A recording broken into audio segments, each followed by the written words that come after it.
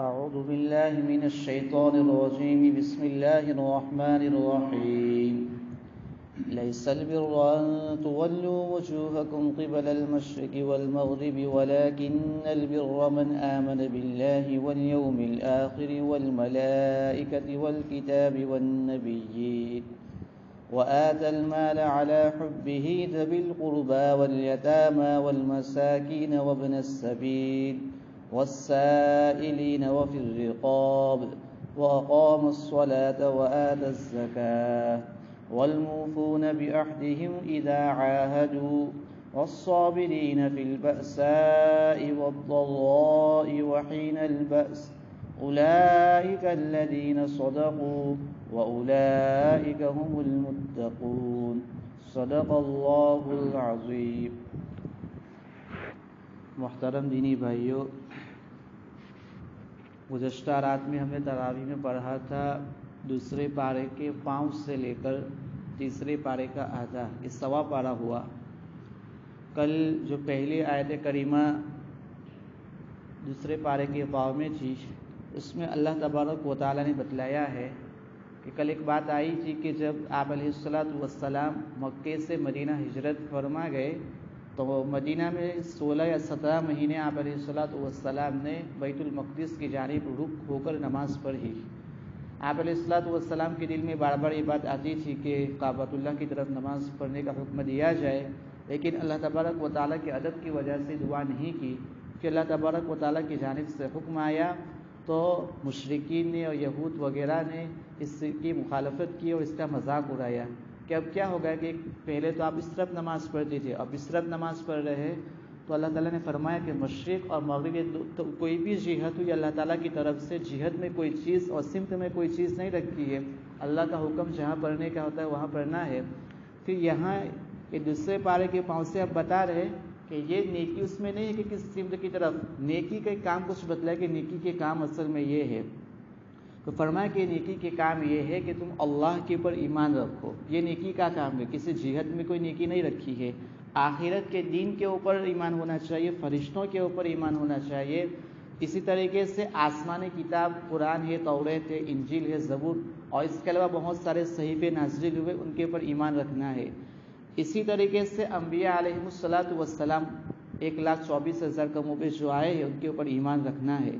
اسی طریقے سے اپنے رشتہ داروں کے حقوق کو ادا کرنا ہے. اسی طریقے سے یتیموں کے حقوق ادا کرنا ہے، مسکینوں کے ساتھ اچھا سلوک کرنا ہے، اور کوئی سوال کرے تو اس کی مدد کرنا ہے. قیدیوں کو قید سے چھڑانا ہے، یہ بھی نیکی کا کام ہے. غلاموں کو آزاد کرانا یہ بھی نیکی. اب غلام اس زمانے میں نہیں پائے جاتے، پہلے پائے جاتے تھے، لیکن اس غلام کی طرح آج بھی کوئی قید خانے میں کسی کو قید کر دیا گیا ہے تو اس کا کیس اور مقدمہ لے کر اس کو چھڑانا، یہ بھی غلاموں کو چھڑانے کے اندر شامل ہے، یعنی کسی کو ناحق اگر لے جایا گیا ہو. اسی طریقے سے نماز قائم کرنا یہ نیکی کا کام ہے. زکوٰۃ ادا کرنا یہ نیکی کا کام ہے. کوئی آدمی وعدہ کرے تو وعدے کو پورا کرنا یہ نیکی کا کام ہے. ایسا نہیں کہ وعدہ کرا اور اس وعدے کو ہم پورا نہ کرے تو یہ منافق کی علامت اور نشانی ہے کہ منافق وعدہ کرتا ہے وعدے کو پورا نہیں کرتا ہے. پھر فرمایا کہ اگر کسی کو تنگی اور مصیبت آئے تو اس تنگی اور مصیبت کے اندر صبر کرنا ہے. تو یہ احکام یہاں پر بتلائے. ان آیات سے علماء نے کچھ آداب نکالے کہ اس سے کچھ ادب کہ اسلام اور ایمان صرف مسجد کے اندر آنے کا بھی نام نہیں ہے کہ مسجد میں ہم نے آ کے عبادت کری. اسلام اور ایمان تمام زندگی کے ہر شعبے کے ساتھ ملا ہوا ہے. گھر ہو تو گھر میں بھی ہمیں اسلام کے احکام کے اوپر عمل کرنا ہے.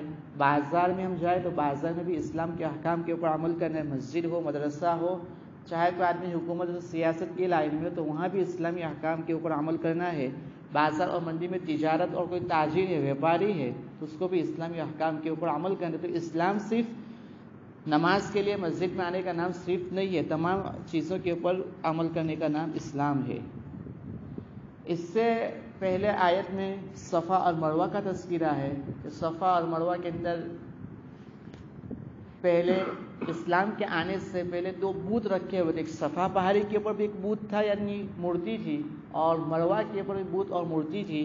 تو صحابہ رضی اللہ عنہم صفا اور مروہ کی صحیح اس کے اوپر نہیں کر رہے تھے تو اللہ تعالیٰ نے بتلایا کہ اب تو یہ بت نہیں ہے تو صفا اور مروہ کی صحیح ہے اس کے اوپر دوڑ لگانے میں کوئی حرج ہے نہیں، یعنی آپ صفا اور مروہ کی سعی کرو، یہ حکم دیا ہے۔ اس کے بعد قصاص کا حکم ہے یہاں پر کہ ایک آدمی کسی کو ناحق قتل کر دے، کسی کی جان، تو اسلامی حکومت اور اسلامی جہاں پر احکام چلتے ہو تو وہاں پر یہ حکم اور آرڈر نافذ ہوگا کہ جس نے قتل کیا اس کو قاتل کہا جاتا ہے، تو قتل کرنے والے کو بھی قتل کر دیا جائے گا، قاتل کو بھی۔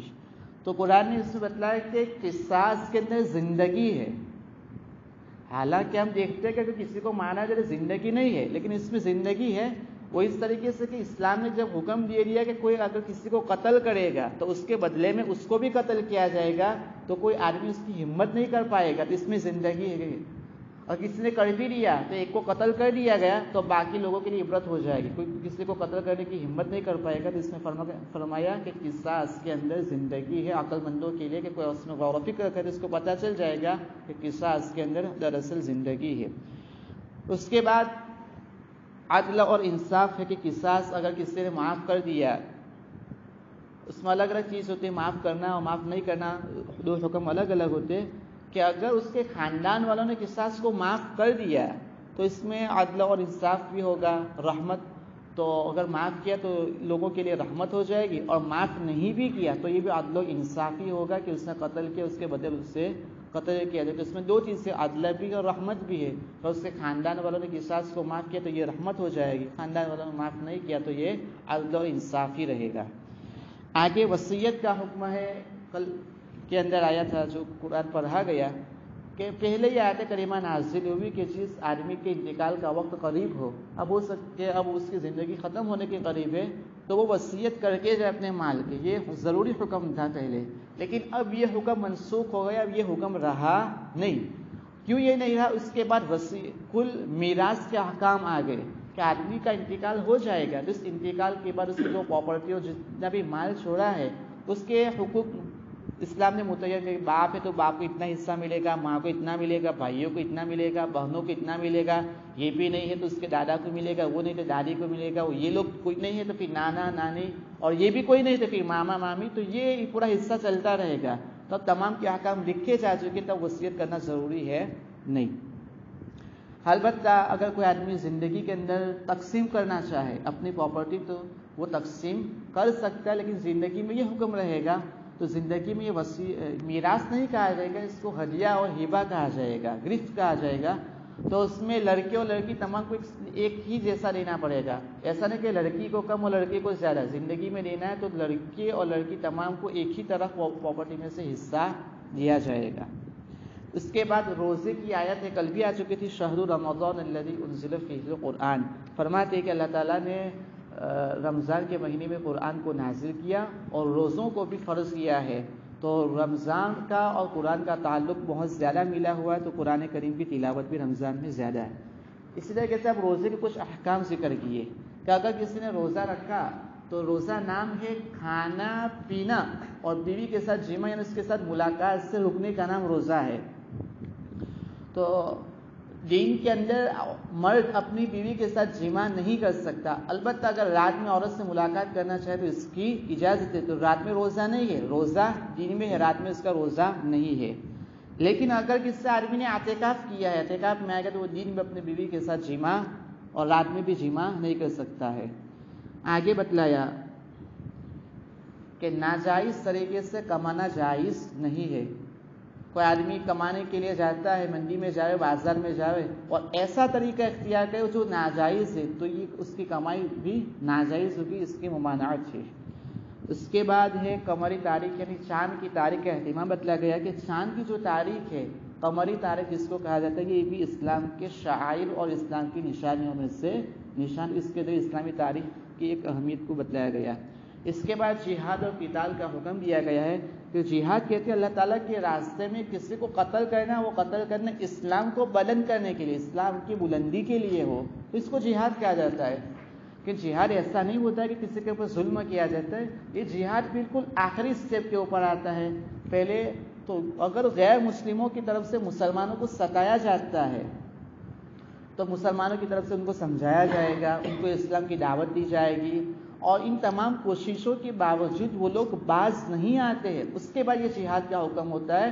تو جہاد بالکل سراسر عدل و انصاف کے لیے دنیا سے ظلم و ستم کو ختم کیا جائے، کہ جو لوگ شرارتی ہے، ظلم و ستم کرتے، لوگوں کو ستاتے مارتے، تو ان لوگوں کو خاتمے کے لیے جہاد کا حکم دیا گیا۔ اگر جہاد نہ ہو تو پھر دنیا میں بہت زیادہ ظلم و ستم ہونے لگے گا۔ اسی طریقے سے لوگ اس میں جہاد پر اعتراض تو کرتے، لیکن اس دنیا میں سپر پاور طاقت ہے، پھر بہت ساری لڑائی اور جنگیں کرتی ہے۔ وہ کیوں کرتی ہے؟ کہ ملک میں عدل و انصاف باقی رہے۔ اگر یہ جنگیں بھی نہ ہو تو پھر ملک میں لوگ ایک دوسرے کے اوپر ظلم کرنا شروع کر دیں گے۔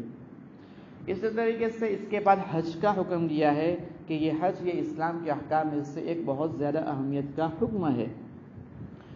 اس میں حج میں ہوتا کیا ہے کہ مسلمانوں کی اجتماعیت، کہ مسلمان ایک ہے، اس کو بتلانے کے لیے ایک حج کا ایک مقصد ہے کہ جب مکہ اور مدینے میں لوگ جائیں گے تو مسلمانوں کی اجتماعیت، ایک بہت بڑی جماعت لوگوں کی نظر آئے گی، تو یہ لوگوں کی اجتماعیت کا اس سے پتہ چلتا ہے۔ اور حج کے اندر انسان کی عقل کام نہیں کرے گی، وہاں پر اللہ تعالیٰ نے جو حکم دیا اسی کے مطابق کرنا ہے، کہ بھئی جانور کو بہانا ہے، دوڑنا ہے، پھر دوڑنے میں کوئی بس ظاہر ہمیں کوئی فائدہ نظر نہیں آئے گا کہ 7 چکر لگانے طواف کے لیے، تو عقل انسان کی وہ سمجھ نہیں سکتی ہے، لیکن ہمیں جو حکم دیا گیا ہے اس کے مطابق ان کو کرنا ہے۔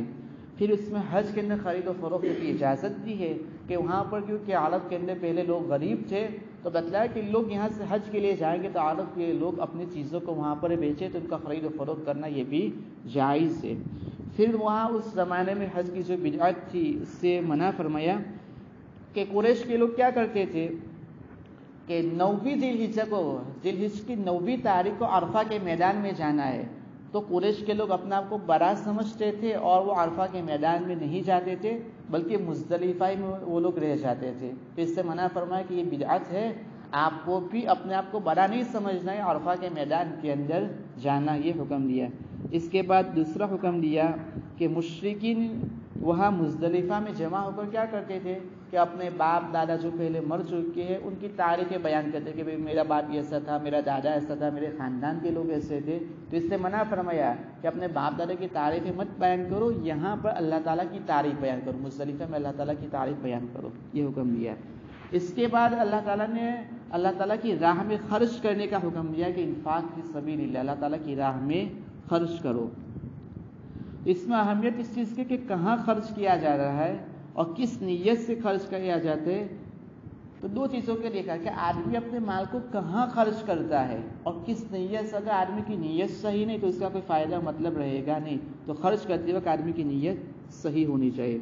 اس کے بعد مرتد کی سزا کے احکام بتلائے۔ مرتد کہتے ہیں کہ ایک آدمی مسلمان تھا، ایمان والا تھا، کہ ایمان کے بعد وہ کسی دوسرے مذہب میں چلا گیا تو اس کو کہا جائے گا مرتد، یعنی اس نے اسلام کو چھوڑ دیا۔ تو جو مرتد ہو جائے گا تو اس نے ایمان کی حالت میں جو بھی اچھے کام کیے تھے اس وہ اچھے کام سب ختم ہو جائیں گے، اس کا بھی بدلہ ملے گا، وہ بیکار ہو جائیں گے۔ ایک چیز تو یہ ہے۔ دوسری بھی وہ جہنم کا حقدار ہو جائے گا، وہ جہنم میں جائے گا۔ اور دنیا میں سزا یہ ہے کہ اسے پہلے سمجھایا جائے گا، تیاری کیا جائے گا، اگر اسلامی حکومت ہے تو اگر سمجھانے کے بعد وہ ایمان لے آتا تو ٹھیک ہے، اگر وہ ایمان نہیں لاتا تو پھر اسے قتل کر دیا جائے گا، یہ مرتد کی سزا ہے۔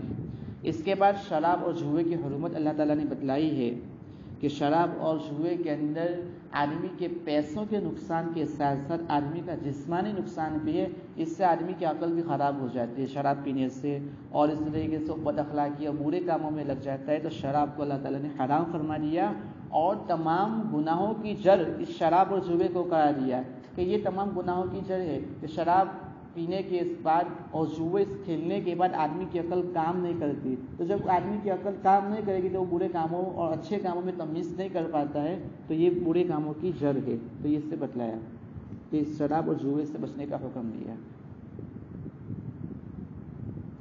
اس کے بعد کچھ انسان کی معاشرتی اور گھریلو زندگی کے بارے میں کچھ احکام دیے کہ مشرک مرد ہے تو مشرک مرد کا مسلمان عورت سے اور مسلمان مرد کا مشرک عورت سے نکاح جائز ہوگا نہیں۔ مسلمان کو نکاح کرنا ہے تو مسلمان ہی کے ساتھ کر سکتا ہے، البتہ کتابی عورت کا مطلب یہ ہوتا ہے کہ آسمان سے دوسرے مذہب والوں کے اوپر جو کتاب نازل ہوئی، ہمارے اوپر قرآن نازل ہوا، اس سے پہلے یہود کے اوپر تورات نازل ہوئی، نصارہ کے اوپر انجیل تھی، تو اگر یہ کتابوں کے جو ماننے والے ہیں ان کو کتابی کہا جاتا ہے، تو ان کتابی عورتوں کے ساتھ مسلمان مردوں کا نکاح جائز ہے، کیونکہ دونوں کی کتاب ایک ہے۔ کہ یہ اس زمانے کے کتابی لوگ تھے. ابھی جو اس زمانے میں جو ہے توریت اور انجیل کو ماننے والے، تو ان کے پاس اپنے کتاب اصل حالت میں باقی نہیں ہے. توریت میں بھی ان لوگوں نے اپنے اس کو بدل دیا، اپنی طرف سے چیزیں داخل کر دی، انجیل میں بھی اپنی طرف سے چیزیں باقی رکھ دی. تو یہ کتابی اہل کتاب اپنے اصل پوزیشن پر باقی نہیں ہے. اس وجہ سے اب اس زمانے میں ان کے ساتھ نکاح جائز ہوگا نہیں. پہلے زمانے میں آپ علیہ الصلوۃ والسلام کے زمانے میں ان کے پاس اپنی کتاب محفوظ تھی، تو ان کے ساتھ نکاح جائز تھا.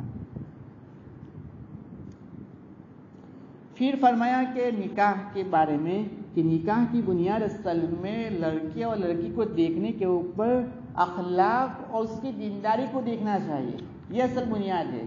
کیا لڑکے اور لڑکے والے لڑکی کو دیکھے تو اس کے اخلاق اور اس کی دینداری کو دیکھے، اور وہ بھی لڑکے کی دینداری کو دیکھے اور اخلاق کو دیکھے. حسب، نسب، مال وغیرہ یہ چیزیں ایسے کہ آنے اور جانے والی ہے. خوبصورتی بھی آنے اور جانے والی چیز ہے، لیکن اگر اس لڑکے میں اس کے اخلاق اچھے ہیں، اس میں دینداری ہے، تو یہ چیز ہمیشہ رہنے والی ہے اور اس سے گھریلو زندگی بھی اچھی طریقے سے گزرے گی. تو نکاح کے ان دو چیزوں کو دیکھنے کا حکم فرمایا، اخلاق اور دینداری.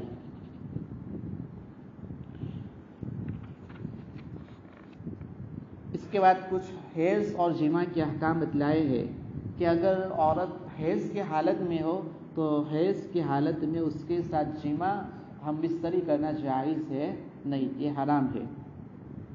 البتہ اس کے ساتھ بیٹھنا، اٹھنا، بوس و کنار کرنا یہ جائز ہے، اس سے منع نہیں کیا ہے، لیکن اس کے ساتھ جماع نہیں کر سکتے. نصارہ کیا کرتے تھے؟ جماع کو بالکل حرام نہیں سمجھتے تھے، اور یہود اور جس عورت کو حیض آوے اس کے ساتھ کھانا بیٹھنا بھی پسند نہیں کر سکتے تھے. تو یہود بہت زیادہ آگے چلے گئے تھے کہ حیض والی عورت کا کھانا بھی نہیں کھاتے تھے، اس کے ساتھ رہتے بھی نہیں تھے، اور نصارہ حیض والی عورت کے ساتھ جماع بھی کرتے تھے. اسلام نے درمیان کا راستہ اختیار کیا کہ حیض کی حالت میں جماع تو جائز نہیں، اس کے ساتھ رہنا، بیٹھنا، اس کے ہاتھ کا کھانا، یہ تمام چیزیں جائز ہے. اس کے بعد فرمایا کہ اگر کوئی مرد، ایلا اس کو کہتے ہیں شریعت کی اصطلاح میں، اس نے قسم کھائی کہ میں اپنی عورت کے پاس 4 مہینے تک جاؤں گا، یعنی میں 4 مہینے تک اس کے ساتھ جماع کروں گا نہیں، یہ قسم کھائی، جس کو ایلا کہا جاتا ہے. تو اگر یہ 4 مہینے تک قسم کھائی اس نے اور 4 مہینے تک اپنی عورت کے پاس گیا نہیں، تو 4 مہینے کے بعد آٹومیٹک اس کی عورت اس سے جدا ہو جائے گی، اس کے نکاح سے نکل جائے گی. یہ حکم اس کے دیا ہے. اس کے بعد طلاق کے احکام بتلائے ہیں. اس سورہ بقرہ میں طلاق کے احکام زیادہ ہے کہ طلاق کی اجازت ہے کہ مرد اور عورت کی زندگی، اصل میں طلاق بالکل، یعنی اللہ تعالیٰ نے جن چیزوں کو حرام کر دیا ان میں یہ حرام چیز ہے طلاق، جن حرام چیزوں میں سے بھی اس کی اجازت دی ہے. اصل میں تو نکاح میں مرد اور عورت دونوں کی زندگی ہمیشہ ایک ساتھ چلتی رہے، باقی رہے، اس کا مطالبہ ہے. لیکن کبھی زندگی میں کچھ موڑ ایسے آتے ہیں کہ مرد اور بیوی دونوں کی جم نہیں پاتی ہے، اور ان کو ہم الگ بھی نہیں کریں گے اور ایک ساتھ رکھیں گے تو دونوں کے ایک ساتھ زندگی گزارنا دشوار ہو جائے گا. تو آخری مرحلے میں عورت کو طلاق دینے کی اجازت دی ہے.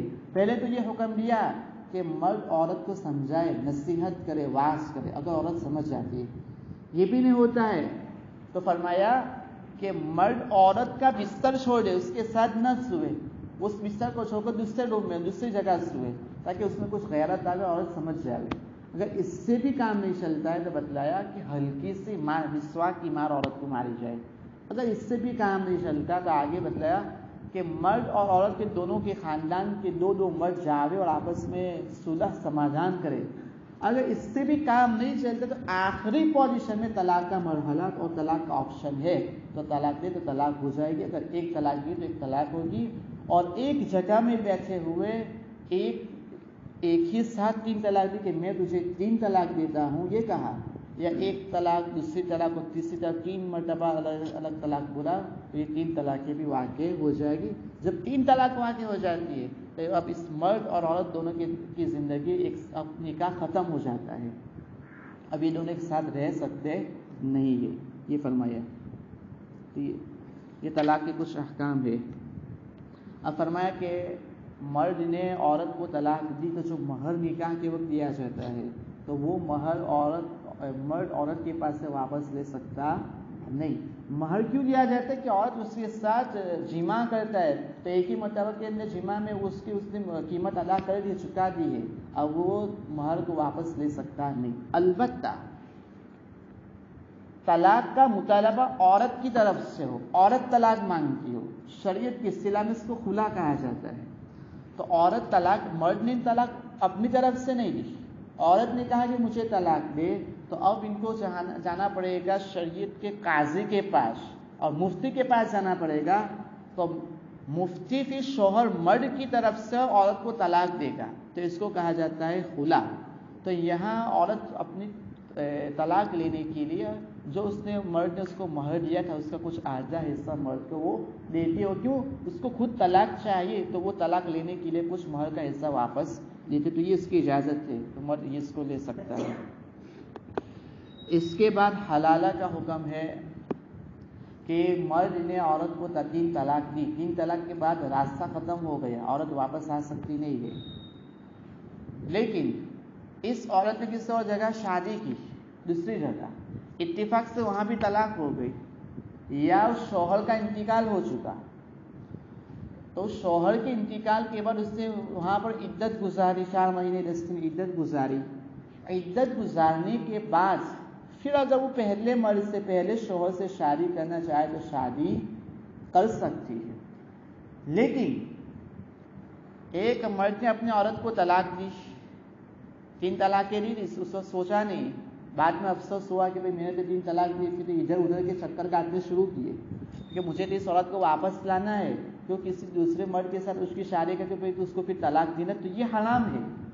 تو یہ حلالہ کرنے والا اور جس عورت کا حلالہ کیا جا رہا ہے، دونوں کے اوپر اللہ تعالیٰ کی لعنت برستی ہے۔ تو پلاننگ کے ساتھ حلالہ کرنا یہ حرام ہے، تو وہ حلالہ کرنے والا بھی، جس عورت کا حلالہ کیا جا رہا ہے، ان کے اوپر اللہ تعالیٰ کی لعنت برستی ہے۔ اتفاق سے اس نے دوسری جگہ شادی کی ہے، اس نے اپنی طرف سے طلاق دے دی، پھر آنا چاہے تو اس میں گنجائش ہے، یا دوسرے شوہر کا انتقال ہو چکا اور پہلے شوہر کے پاس آنا چاہے، لیکن نکاح ہی اس لیے کیا جائے کہ وہ اس کو طلاق دے دے گا، تو دونوں کے اوپر لعنت ہے، اللہ تعالیٰ کی لعنت اترتی ہے۔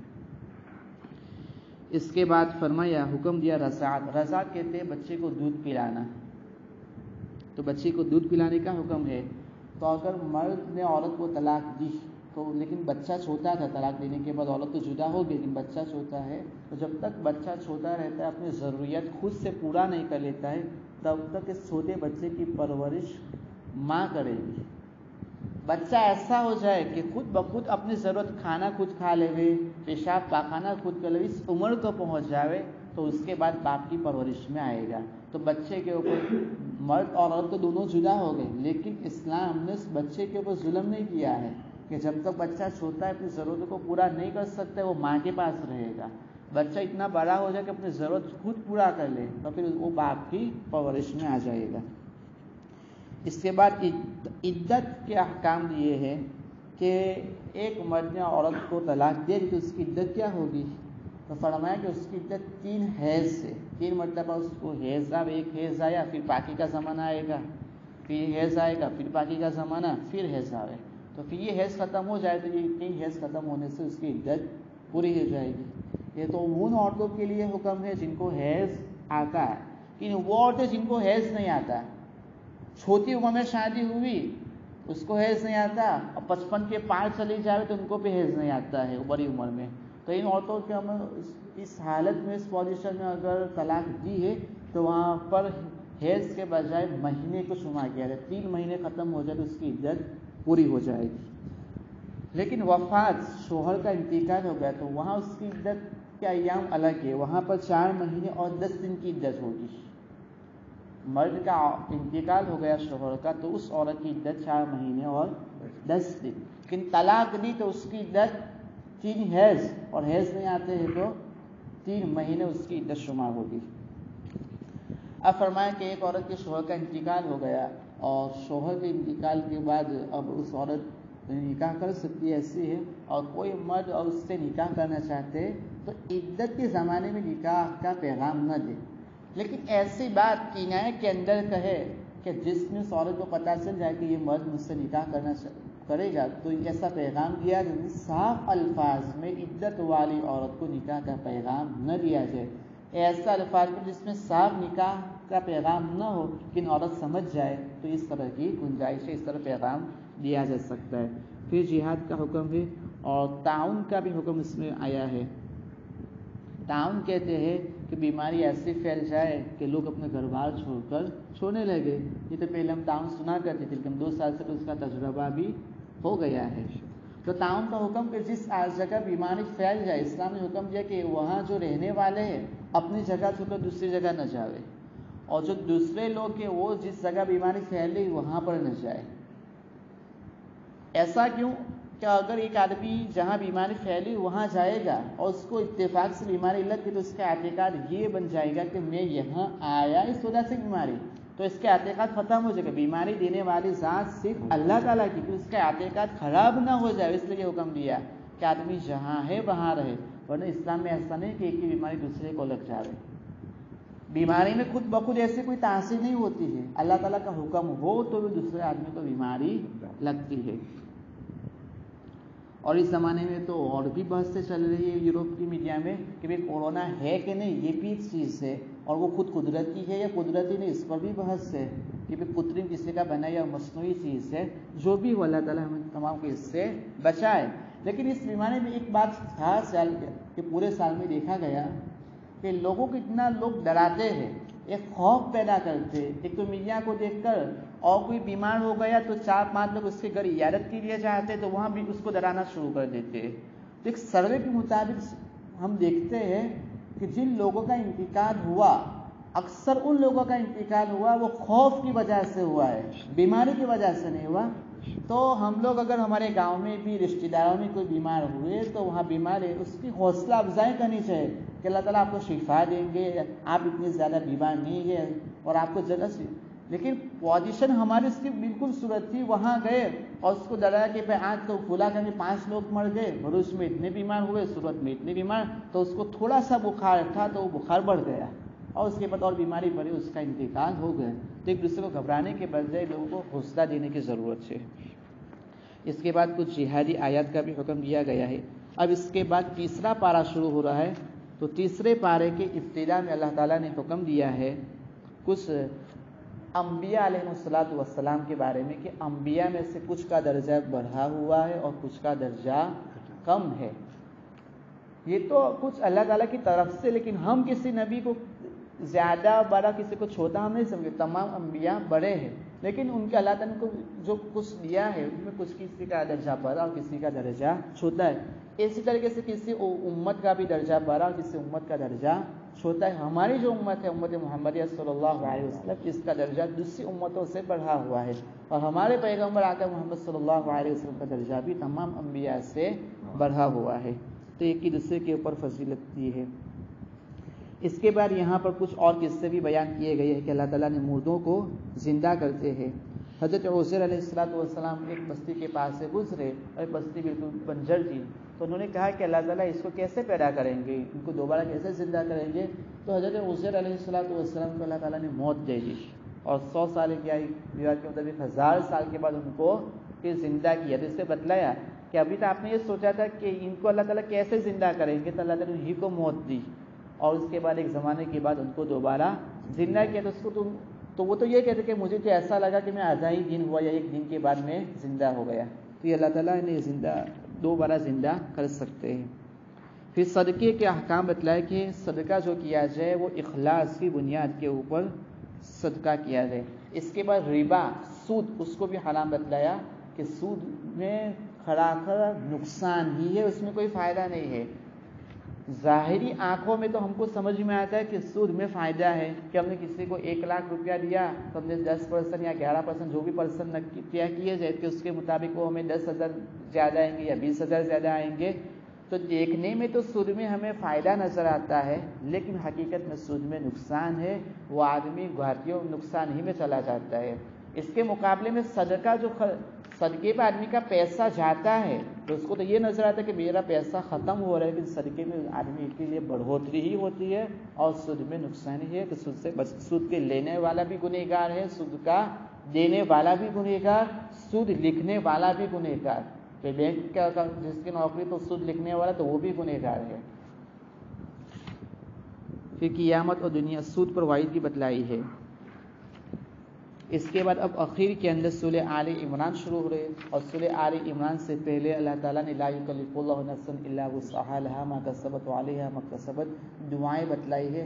اللہ تعالیٰ سے دعا، آدمی گنہگار ہے تو اس سے گناہ ہو جاتے ہیں، تو جو بھی گناہ ہوا تو اللہ تعالیٰ سے دعا مانگی جائے۔ یہاں پہ سورہ بقرہ ختم ہوئی۔ اللہ تبارک و تعالیٰ کہیں سنی باتوں کے عمل کرنے کی توفیق عطا فرمائے۔ دعا کریں سبحان اللہ۔